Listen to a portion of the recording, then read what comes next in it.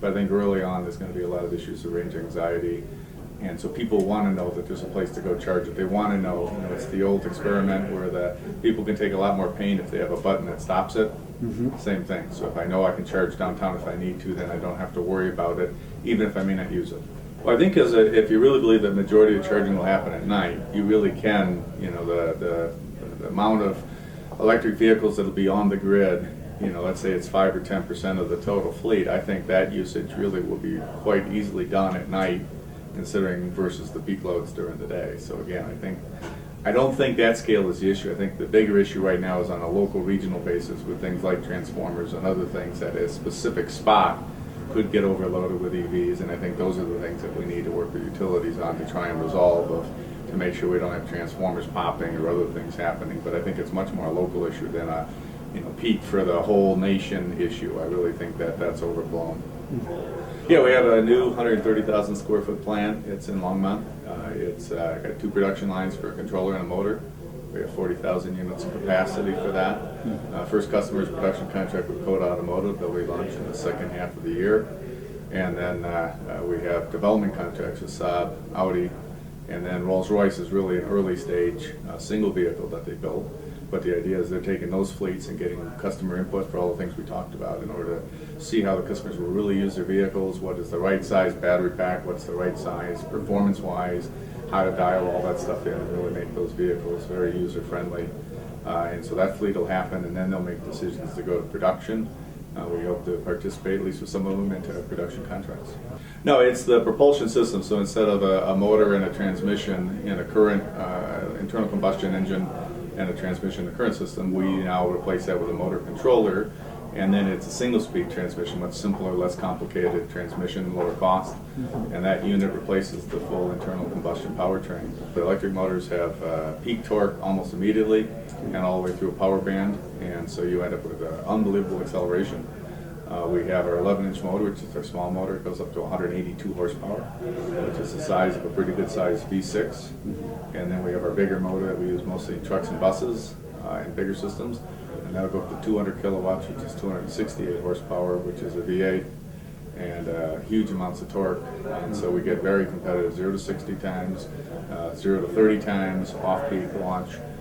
It really is, most people are very impressed. They think of golf carts when they think of electric vehicles, and that's just totally wrong. Well, right now, obviously, one of the issues is that there's a lot of requirements to now add noise, so people will hear an electric vehicle coming because they're so quiet.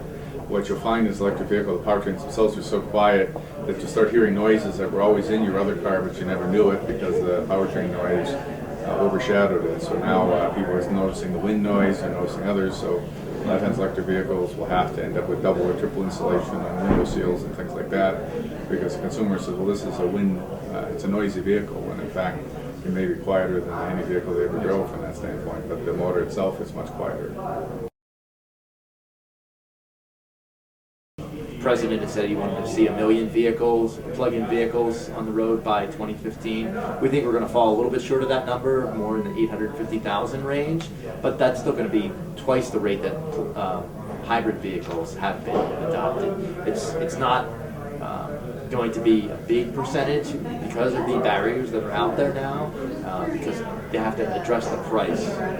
It's kind of the biggest thing. People are going to really weigh, is it worth an extra $10,000, $15,000, $20,000 to drive emissions free, or to not have to go fill my car somewhere else? That cost benefit analysis isn't very favorable today, and so it's going to take reductions in the cost of the batteries primarily, but in the vehicles overall, for it to be really a mass consumer vehicle. When it comes to utilities, their top priority previously was to make sure that they supply electricity. Whenever consumers plug in, they expect electricity to be there. And they also made sure their priorities were to make sure that they have very high reliability and security standards in place. Now, with the advent of electric vehicles, there's going to be a lot of infrastructural changes, there's going to be a lot of organizational changes that are going to be needed. And so In terms of moving from, in terms of utilities adapting these, firstly, we need to have standards in place so that we have a level playing field for all technologies. Secondly, we need to have some sort of business mechanisms in place, wherein we can have revenue models. Ultimately, we need to have a business model for this. There are societal benefits right now with smart grids, but as we move forward with defining the value proposition for the consumers, for the various market players, then develop business mechanisms. But above all this would be, again, reliability and ensuring that it's a secure grid as well. Now we're talking about cybersecurity, not just someone hacking in, we're also talking about a lot of data about people in real time floating around, so we need to make sure those are securely handled as well. So as and when we have all these addressed, I think we will see smart grid rolling out in a phased manner.